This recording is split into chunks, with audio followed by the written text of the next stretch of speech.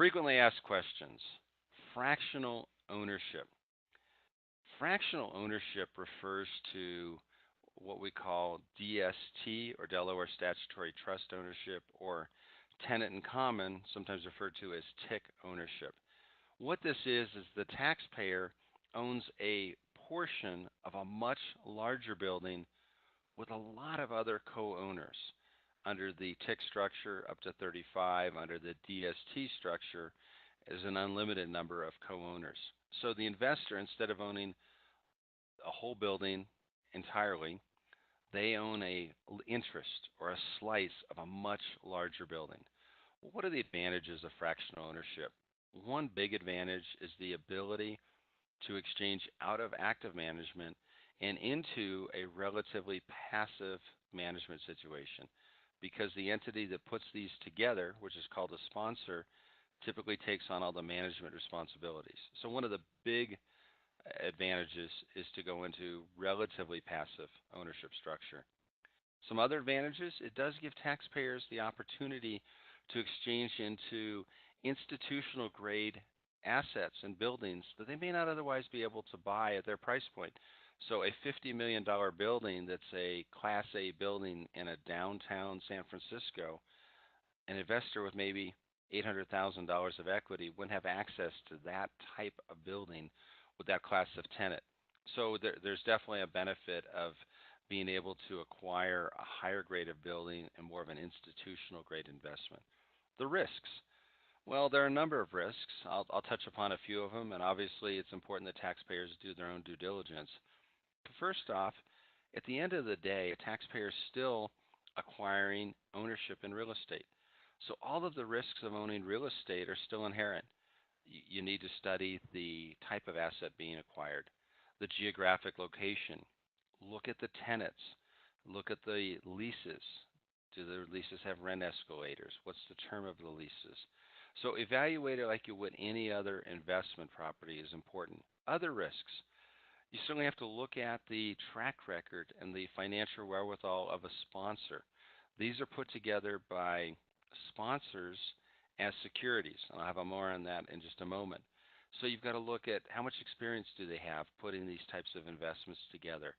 How much load? What am I paying in fees associated with that? Those things will be disclosed in what's referred to as the Private Placement Memorandum, or PPM. But you want to be sure you study that and you know what you're going into. These programs became very popular back in 2002 with what was known as the Tenant-in-Common, or TIC structure. So Revenue Procedure 2002-22 provided a framework for that. Today, most of the fractional ownership programs are done in what's called a Delaware Statutory Trust, or DST structure. The guidance from this comes under Revenue Ruling 2004-86, and there are a lot of advantages to a DST structure. One of the big ones when you look at this is that the lender just views the trust as one borrower. With the TIC structure, there are up to 35 borrowers that each go ahead and obtain different loans. Now, one of the things to be aware of with these fractional ownership programs, they're available only to accredited investors. So these are typically higher net worth investors, and there's a definition of who qualifies. And then they're considered what's known as a Regulation D, or a Reg D offering under the Securities Act of 1933. So an investor needs to meet certain financial requirements, have a certain financial asset base, certain income, and certain experience and comfort levels. So these, right off the bat, are designed for a more sophisticated investor. Next, these types of ownership structures, fractional ownership, qualify as like-kind real property under IRC Section 1031, but they're also considered a security by the Security and Exchange Commission, the SEC. So since the SEC considers a DST or TIC a security, they are not sold through real estate agents and brokers. These are sold through registered financial advisors who have the appropriate security licenses. So they're really kind of a hybrid, treated as a security by the SEC, and yet they qualify for Section 1031 tax deferral. In a DST structure, each owner, each taxpayer, would receive a beneficial interest in the DST, which is their undivided fractional ownership in the property. So when you look at these, they're a tremendous opportunity. And if you want to learn more about these, I had on the last slide here and I skipped over it. Um, Look at the website for the Alternative and Direct Investment Securities Association. The website is adisa.org. And then talk to your financial advisor to see if they can sell this type of product.